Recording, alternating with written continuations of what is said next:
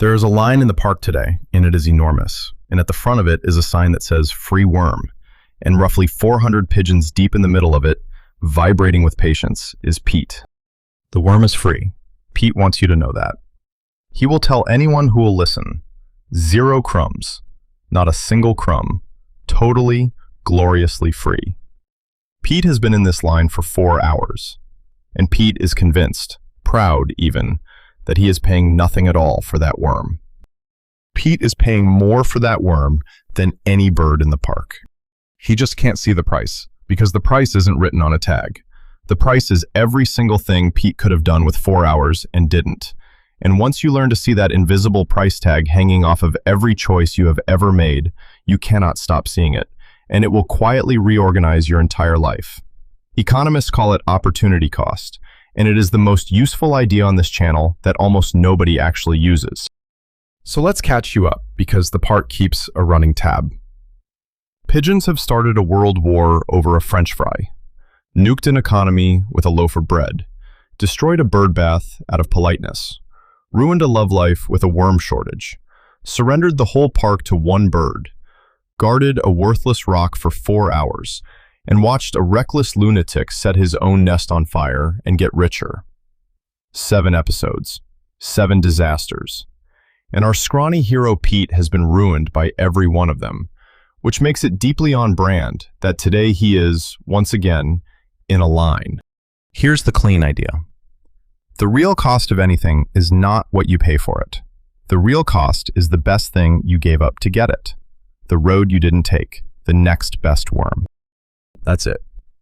Every choice quietly slams a door on every other choice, and the cost of what you picked is the most valuable thing behind the door you closed. So let's price Pete's free worm honestly. It cost 0 crumbs. Fine. But it cost him 4 hours. And 4 hours is not nothing. 4 hours is the most valuable thing Pete owns, and the one thing he will never get more of. What could Pete have done with those 4 hours instead? He could have dug up 3 perfectly good worms himself. He could have napped, which has genuine value, ask any pigeon. He could have practiced a speech that didn't lose him a date. The free worm wasn't free. It cost 3 worms. Pete walked 400 birds deep into a line to save 1 crumb and spend 3 worms, and he is grinning, because the 3 worms never showed up on a receipt. This is the first law of the whole thing, and your aunt who forwards emails already knows it. There is no such thing as a free lunch. Not because the lunch isn't free. The lunch might genuinely be free. It's that the time you spend eating it, the line you stand in for it, the thing you skipped to get it, those were never free, and they were always the actual cost. Now let me make this physically uncomfortable, because here's the part that scales up to every decision you make. Every yes is secretly 1,000 no's. When Pete picks the free worm line, he is not just choosing a worm. He is choosing it over digging, over napping, over flying somewhere, over literally everything else a bird can do with an afternoon. The cost of saying yes to one thing is the single best thing you said no to without noticing. You are doing this constantly. You did it to be here. Watching this video has an opportunity cost, and I am genuinely flattered you spent it on pigeons. And it isn't just little birds and little lines. Watch it hit a government. Toddler Timmy, our 6-year-old head of state, has a pile of the park's worms and a decision.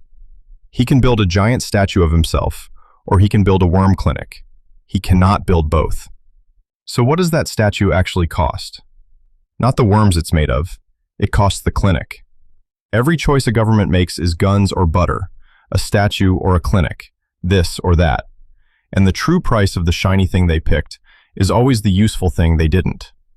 When a bird in a tiny crown tells you something was free or funded, ask the only question that matters. Free instead of what? And flip that around, because it's the quiet secret behind every bird who ever did anything great. The best diggers in the park are not the ones who said yes to the most worms. They're the ones who said no to almost all of them. Every yes is a no to everything else. So a bird who says yes to everything has, without noticing, said no to greatness. Spread one afternoon thin across 40 mediocre worms instead of spending it whole on one magnificent one. That's what focus actually is. Focus isn't about what you take on. Focus is opportunity cost with a spine. It's standing in front of 100 genuinely good worms and walking past 99 of them on purpose, because the real cost of chasing all 100 is never, ever catching one. And here's a sharp one that explains why rich birds and broke birds live in totally different worlds. Kevin, our sunglasses friend, who is somehow always rich, would never, ever stand in Pete's line. Not because Kevin is too good for a free worm, because Kevin's 4 hours are worth a fortune. So to Kevin, that free worm has a colossal price tag, and he can see it clear as day. So Kevin pays a younger bird 3 crumbs to stand in the line for him, and flies off to do something worth more than 3 crumbs, and comes out ahead. Same line, same worm. Pete sees a free lunch. Kevin sees a 4-hour bill. The whole difference between them is which one of them is reading the invisible price tag. Your time has a price, even when nobody charges you for it. And the first bird to figure out what an hour of their life is worth is the first bird who stops wasting it in lines. Speaking of invisible prices, let's talk about Pete's life savings, because this one stings. Remember Pete's 100 crumbs, the ones he kept safe in a sock back in the inflation episode? Pete is very proud of that sock. The sock is safe. But every day those crumbs sit in the sock. They could have been out in the world doing something. Buying a worm farm share, lent at interest, anything. The sock isn't costing Pete 0. The sock is costing Pete every worm those crumbs could have grown into. Money sitting still looks free and feels safe, and it is quietly bleeding opportunity cost the entire time. The cost of holding on to something is everything it could have become if you'd let it go to work. Economists, who love a tidy drawer, split these into 2 piles: the cost you can see and the cost you can't. The explicit ones are the crumbs that actually leave your wing. Easy, obvious, printed on the tag.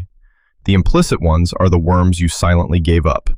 Invisible, unbilled, and almost always the bigger pile. The free seminar that quietly eats your whole Saturday.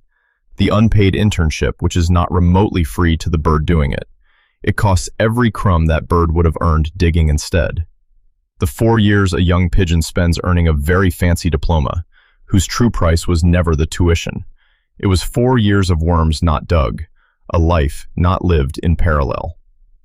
Every time something gets advertised as free, your brain reads the big fat 0 on the tag and politely stops reading right there, which is the exact spot where the actual bill quietly begins. Now I need to clear up a mix-up, because 2 of these ideas look like twins, and people fumble them constantly, including, until about 4 hours ago, Pete. Last episode, Pete guarded a rock because of the time he'd already sunk into it. That was sunk cost, the worm that's behind you, gone, unrecoverable, and that you should completely ignore. This episode is the exact mirror image. Opportunity cost is the worm in front of you, the one you're giving up right now, this second, by choosing this instead of that. Keep them straight, because it's the whole game. The sunk cost is the door that already closed behind you, and you owe it nothing.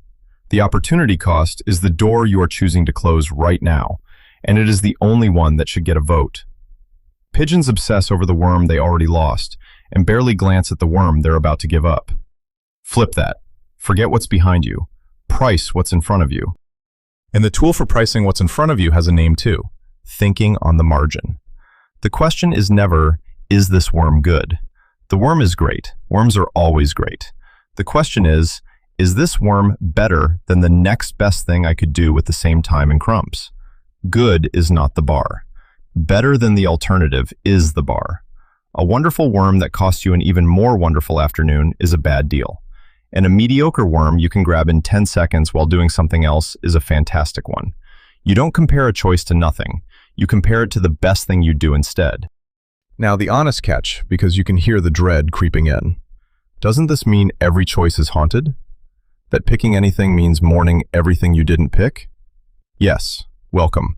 That's just being a bird with options. You cannot escape opportunity cost. Every single choice has one, including doing nothing, which quietly costs you everything you could have been doing instead. The goal was never to make the cost disappear. The goal is to choose the option whose ghost, whose foregone alternative, is the smallest you can manage. To pick the path where the door you're closing is worth less than the door you're opening. That's not paralysis. That's just choosing on purpose instead of by accident. Because once you've got the lens, it is smeared across absolutely everything. It's the 2-hour meeting that should have been an email, where the real cost wasn't the meeting room, it was 2 hours times every bird trapped in it, an entire flock's afternoon set quietly on fire so one bird could hear themselves talk. It's the evening you spend scrolling, which feels free and costs you the sleep you'll be begging for tomorrow. It's the safe, fine, gray little job you stay in, whose true price isn't the salary. It's the wilder life you're not living instead. It's the relationship you stick with out of habit, the cost of which is the one you're not in. None of these come with a tag. All of them are the most expensive things in your life. The biggest prices you will ever pay are the ones nobody ever quotes you. It's the giant worm farm that keeps doing exactly what it's always done. Comfortable, profitable, fine. Whose real cost is the wildly better thing those same diggers and crumbs could have built if anyone had bothered to ask. The most dangerous opportunity cost in the whole park is the one a company is too cozy to even notice it's paying, year after year, while a smaller, hungrier bird across the pond pays attention and eats its lunch. It's the friend who asks for just a quick favor, which is never quick and never just a favor. It's a yes to them and a silent no to your own afternoon. It's every extra job taken for the crumbs, whose price turned out to be every evening you had left. Same trick every time. A real heavy cost that left no fingerprints because it never once touched a tag. And this is exactly the thing brains are worst at, which is why the part keeps falling for it. A price you pay is loud. Crumbs leaving your wing, you feel every one. A price you forgo is silent. It's just a worm that never shows up, an afternoon that quietly evaporates, a life you'll never know you skipped. So we systematically overpay for anything stamped free and systematically underprice our own hours, because one cost screams and the other one whispers. The single most valuable skill in this entire park is learning to hear the whisper, to feel the cost of the thing that didn't happen as sharply as the cost of the thing that did.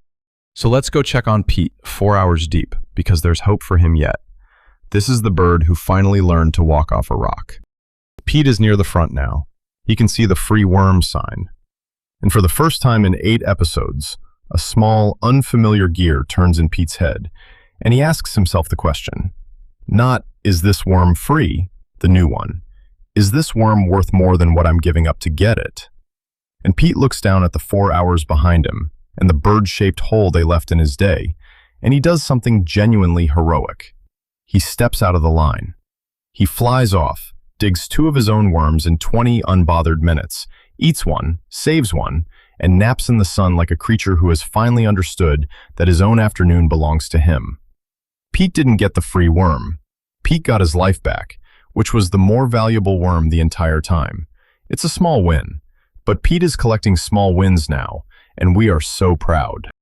And at the front of the line, of course, is Kevin, who paid a kid to hold his spot and is collecting the free worm and a tip. So here's the moral, and it's a sneaky big one. The price tag is a liar.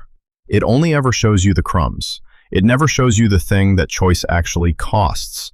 The next best worm, the road not taken, the 4 hours, the afternoon, the other life. Nothing is free, because everything is paid for in the best thing you gave up to have it, and your time is the single most expensive worm you will ever own, precisely because no one will ever hand you a bill for it.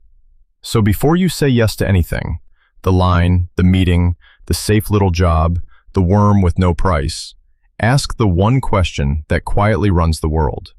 Yes, but instead of what? Whatever you answer, that, and not the tag, was always the real cost. Watch the skies, guard your worms, and count what you gave up, not what you paid. Subscribe.